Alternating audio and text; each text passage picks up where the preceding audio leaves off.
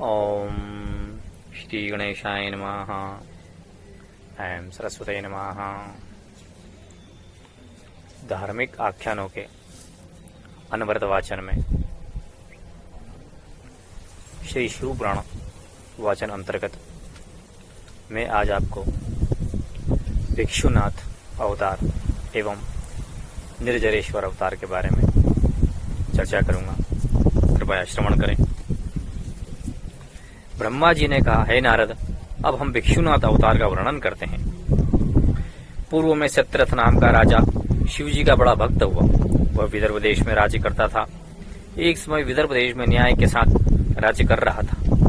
एक दिन समय पर राजा शाल्व ने सत्यरथ पर आक्रमण करके उसे देश को घेर लिया।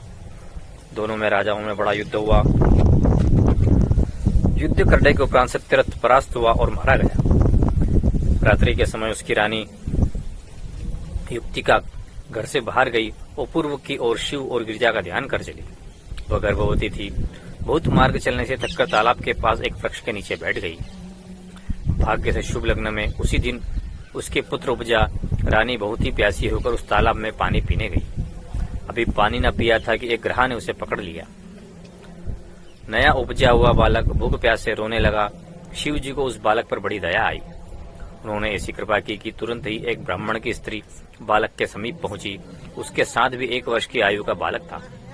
वह विधवा निर्धन स्त्री भिक्षाटन कर कालक्षेप करती थी। उसने आकर लड़का पड़ा हुआ देखा और बड़ा अचरज कर कहा कि यह किसका बालक है, कौन डाल गया है, कोई स्त्री या पुरुष दिखाई नहीं देता है, जिससे बालक का हाल पूछूं। उचित है कि मैं इस बालक को उठाकर अपने पुत्र के समान पालूं, पर इसके कुल के हाल पूछे बिना जमाना कुछ नहीं। ब्राह्मणे को ऐसी चिंता में एक शिवजी प्रसन्न हुए और आप भिक्षुक रूप में प्रकट होकर स्त्री से कहा कि तुम संशय मत करो, इस बालक का पालन करो। इसके पालने से तुम्हें शीघ्र ही सब प्रकार का आनंद होगा। स्त्री ने प्रसन्न होकर कहा, तुम्हारी आज्ञा से इसे पालती हूँ, पर प्रार्थना करती हूँ कि आप इसके जन्म और कर्म आदि का वृत्तांत सुना दीजिए। मैं जानती हूँ कि आप निसंदेह शिव हैं। यह बालक पूर्व जन्मों में आपका भक्त रहा है। कोई कर्म इससे करते नहीं बना, इससे इसकी यह गति हुई है। यह सुन शिव स्त्री पर अति प्रसन्न हुए और उसको अपना भक्त जाने कहा, यह विदर्भ देश के राजा सत्यरथ का पुत्र है। पूर्व जन्म के कर्म में इसने दुख पाया है। राजा शाल्व ने इसके पिता को मार डाला। तब इसकी माता वन में भाग आई। इस बालक से उत्पन्न होने के उपरांत ग्राह ने पानी पीते समय उसे खा लिया। स्त्री ने आश्चर्य कर शिव जी से पूछा कि इस बालक के पूर्व जन्म का वृत्तांत का वर्णन करो, क्योंकि इसको ऐसा दुख क्यों प्राप्त हुआ। मेरा यह बालक वो दरिद्र अवस्था में है। शिव रूपी ब्राह्मण जी बोले कि पूर्व जन्म में इसका पिता मांडव देश जो दक्षिण में है वहाँ का राजा हुआ। वह प्रजापालन नीति धर्म में प्रसिद्ध हुआ था। वो शिव जी का बड़ा भक्त था, सदा प्रदोष का व्रत करता था। एक दिन राजा प्रदोष व्रत के लिए शिव पूजन कर रहा था। इतने में नगर के बीच बड़ा कोलाहल हुआ। राजा तुरंत सदाशिव जी की पूजा छोड़कर चला गया। मंत्री वहां से लौट आता था। इस पर शत्रु ने नगर में उपद्रव मचाया था। उसको भी पकड़े हुए साथ लाया था। मंत्री ने जब वृत्तांत कहा, राजा ने शत्रु को देखा और बहुत क्रोध कर उसका सिर काट डाला। उस अशुद्ध अवस्था में भी शिव की पूजा कर छोड़ भोजन कर लिया। उसके पुत्र ने भी यही अधर्म किया, वो धर्म को ही भूल गया। राजा इस जन्म विदर्भ देश का राजा होकर शाल्व के हाथ से मारा गया। यह उसी का पुत्र है जो तुम्हारे सम्मुख खड़ा। रानी को जिस ग्रह ने खा लिया था उसका वृत्तांत यह है कि पूर्व जन्म में वो राजा सत्यरथ की रानी थी। उसने अपने सोच को धोखा देकर मार डाला। उसका उसे यह फल मिला, उसे ग्रह ने खाया है। तुम्हारे पुत्र का यह वृत्तांत है कि यह पूर्व जन्म में ब्राह्मण था। इसने अपना जन्म दान लेने में बिताया। अब तुम उचित है कि इन दोनों बालकों से भली भांति शिव का पूजन कराओ। यह कर शिव जी ने उस स्त्री को अपने मुख चिन्हों सहित समेत दर्शन दिए। जिस स्त्री ने अति प्रसन्न होकर गदगद वाणी से स्तुति की, शिव अंतर ध्यान हो गए। स्त्री ने तुरंत ही उस बालक को उठा लिया और अपने बालक से घर आई। एक गांव में जिसका नाम चक्र है वहां रहने लगी। दोनों बालक शांडिल्य मुनि से शिक्षा लेने शिव की भक्ति करने लगे। दोनों प्रदोष व्रत रखते थे। इस तरह 4 मास बीत गए। एक दिन दोनों मिलकर महानदी में स्नान कर शिव का बाना किए हुए घर को लौट आते थे कि शिव ने दोनों को अपना भक्त जान कृपा पूर्वक यह लीला रची कि मार्ग में उन्होंने एक धन से भरा हुआ घट पाया। घर में आकर अपनी माता से यह हाल कहा। ब्राह्मण ने शिव का धन्यवाद किया। फिर दोनों शिव का व्रत करते रहे। जब 1 वर्ष बीत गया तो शिव ने यह चरित्र किया कि एक दिन दोनों ने वन में गंधर्व कन्या देखी। ब्राह्मण के पुत्र ने उसके पास जाने से निषेध किया और राजा के पुत्र ने निकट जाकर वार्ता की। उपरांत उसके साथ अपना विवाह कर लिया। फिर शिव ने ऐसी कृपा की कि उसने अपने कुल के राज्य को प्राप्त करके राजकाज किया। वही ब्राह्मणी राजा की माता होकर आनंद से समय बिताने लगी। राजा का नाम धर्मगुप्त हुआ। ब्राह्मण के पुत्र का नाम शुचिव्रत था। दोनों ने शिव की बड़ी भक्ति की और सदा प्रसन्न रहे। यह शिव अवतार का चरित्र अति पवित्र है, दोनों लोकों में आनंददायक है। भिक्षुनाथ अवतार के स्मरण से समस्त पाप कष्ट नष्ट हो जाते हैं। अब निर्जरेश्वर अवतार सुने। ब्रह्मा जी बोले, हे नारद, अब हम निर्जरेश्वर अवतार का वर्णन करते हैं, जिसने उपमन्यु नामक ब्राह्मण का दुख दूर किया। व्याघ्रपाद मुनि जो तप में प्रसिद्ध हैं, उनके एक पुत्र उपजा जिसका नाम उपमन्यु रखा गया। वह सदा अपने मामा के घर माता सहित रहता था। भाग्यवश दरिद्रता ने आकर घेर रखा था। संयोग से एक दिन उपमन्यु ने दूध पिया। उसके पीने से और अधिक दूध पीने की इच्छा की। उसके बार बार हट कर कहा और अपनी माता से दूध मांगा। दरिद्रता के कारण दूध का ठिकाना नहीं था। जब माता ने कूट पानी में उबले दूध के बहाने उपमन्यु को पिला दिया। उपमन्यु ने उसे पीकर कहा कि यह दूध नहीं है। यह कहकर वह रोने लगा। वह बार बार अपनी माता से दूध मांगता था। तब उसकी माता ने दुखी होकर कहा कि मैं तो अपने भाग्य से महाधनहीन हूँ। मैंने पूर्व जन्म में शिव के निमित्त कुछ दान नहीं दिया। जो देती तो इस जन्म में धनवान होती। हम वन में रहते हैं, भोजन भी भली भांति नहीं मिलता है। धन द्रव्य कहाँ से आएगा? धन बिना शिव की कृपा नहीं मिलती है। शिव पूजा बिना सिवा दुख के आनंद कभी प्राप्त नहीं होता है। यह सुनो, उपमन्यु को पूर्व जन्म में संस्कार से बुद्धि उपजी।